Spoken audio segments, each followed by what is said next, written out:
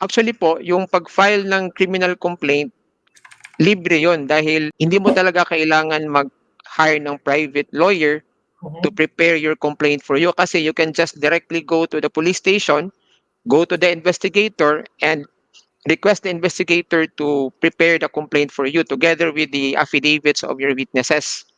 Now, kung meron kang pera and you prefer to be represented by a private lawyer, you go to a private lawyer like Attorney Rizal and he will prepare the complaint for you.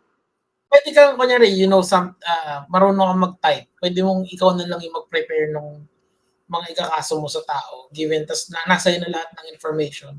Kumbaga, ito lahat ng complaint ko, tas iaabot mo doon sa ano.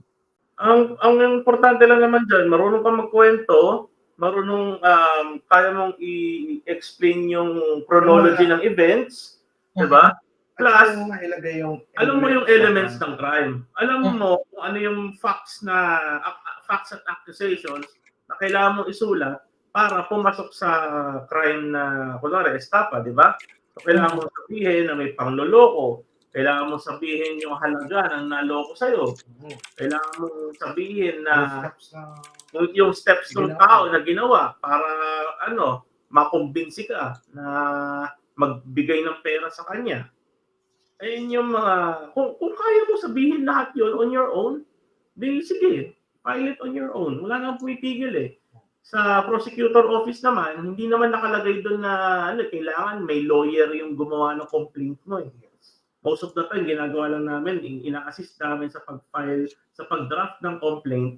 Tapos, ang lalabas pa rin na kunwaring gumawa ng complaint, yung ampayan. Oo. Pero wala pong difference yon unless of may impact po ba yon na you're assisted by counsel agad-agad simula pa lang? Siyempre meron, mapapansin din ng prosecutor na mag-handle ng preliminary investigation na lawyer yung nagsulat.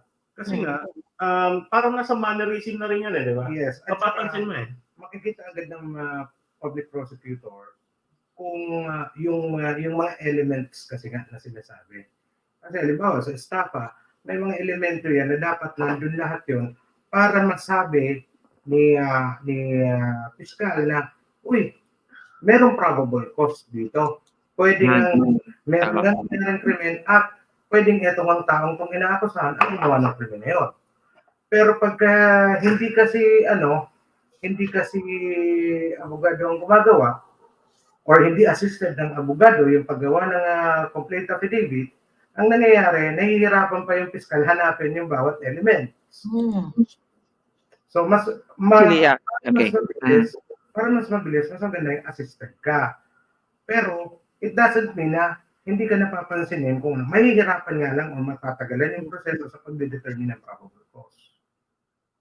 Kaya pala minsan si fiscal, pag nagbabasa ng comments, alam niya na agad kung law student, lawyer, or someone na nandun sa rango na yun yung mga nagtatanong sa kanya. Yung pala yun. To answer your question, Sir Nico, to add to the answers given by our magigiting na dalawang lawyers, kahit na alam mo yung facts ng problema mo, but like what they said, you need the assistance of a lawyer para ma-form mo yung elements of the crime. Kasi when you write your case, you write your complaint, naka-input dun yung elements of the crime dun sa facts na nilagay mo, and only a lawyer can prepare that for you in the form of a complaint affidavit.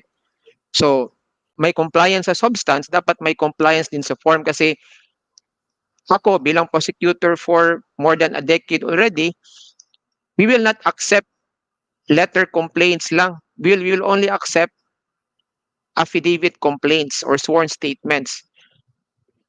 Dapat yun ang ifa-file ng complainant dun sa prosecutor's office.